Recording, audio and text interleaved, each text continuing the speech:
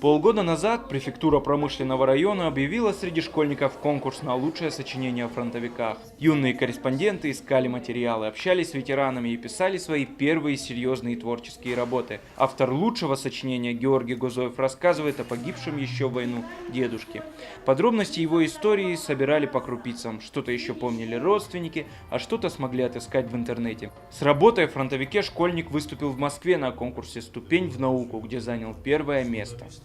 Я узнал то, что он очень беспокоился о родных и близких. Он не думал, как он будет воевать, он думал, как будут его родные и близкие в период его отсутствия. И он очень писал много писем домой, чтобы узнать, как они поживают, чем они занимаются.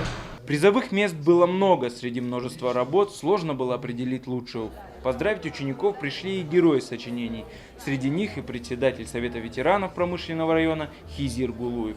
Он тепло поблагодарил участников конкурса, а лучшим вручил награды. Артем Балатаев, Наталья Алексеева, Евгений Маркин, Осетия ТВ.